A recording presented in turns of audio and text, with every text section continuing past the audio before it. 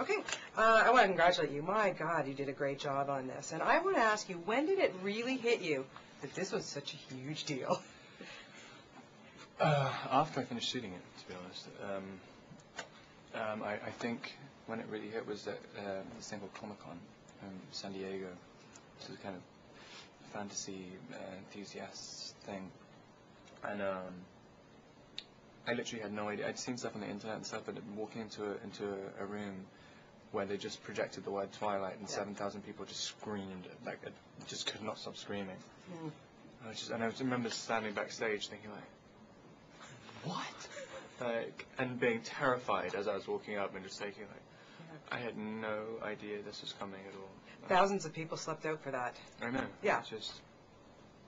That was literally the first time. I had no idea up until that point. Yeah, insane.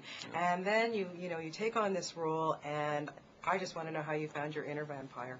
I don't know. I guess I just wasn't really playing it as a vampire. I mean, I just kind of abandoned it. I mean, I just thought he was... I was trying to play it as just an old guy. Like, that was it. I mean, that was what I found the most interesting thing. Yeah. Just an old man who just feels like he has nothing to live for. And that's it. And I thought that was really sweet that he finds this girl and was it hard to keep him lighter, though? Because I understand Catherine had to pull you back a little bit. Yeah, that was, I mean, it's funny how everyone's saying it's light. A lot of people are coming, like, I really wanted to make it really, really dark. Yeah. And I think, but in the book, I guess he's just, I mean, I got to a point in my head where I was thinking this guy's permanently suicidal.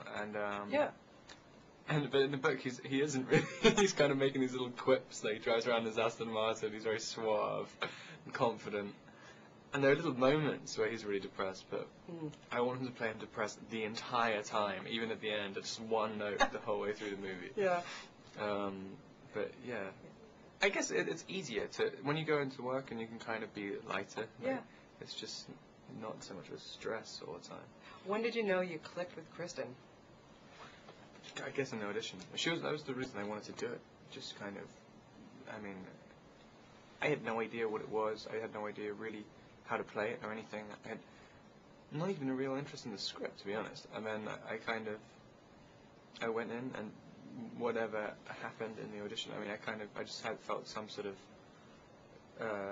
idea. I mean, just sort of doing it with her, I got ideas, and so I was like, okay. It's very magical, the two of you on screen. Oh, good. I mean, it really is.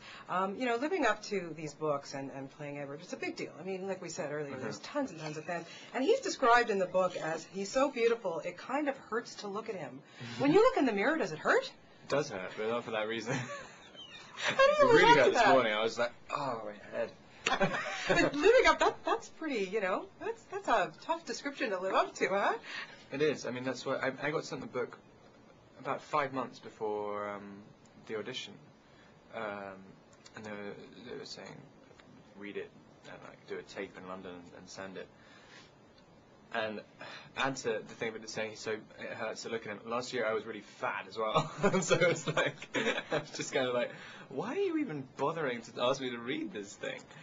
I mean, it was kind of embarrassing to even go in for the audition. Yeah. Just even thinking you have a chance is embarrassing, but yeah. This is pretty well going to catapult you into kind of rock star, superstar status. What's it been like? You've been doing some mall tours, you've been meeting these bands, Comic-Con.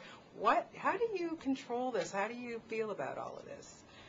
I don't know, I haven't really left the Twilight bubble. I'm really scared, but when I go out to London, I'm just hanging out with my friends. I just be like, so then you want to ask me how it feels to be the most beautiful guy in the world? Ask me how it feels. Good for your ego. Yeah. I think, I don't know what I'll be able to talk about when I get back. I've been doing this for so long. Yeah. And you've done an awesome song on the soundtrack, too. Wow, where's this all coming from? All these talents are coming out, Rob. Yeah, I mean, that's what I was doing. I was going to give up acting last year, and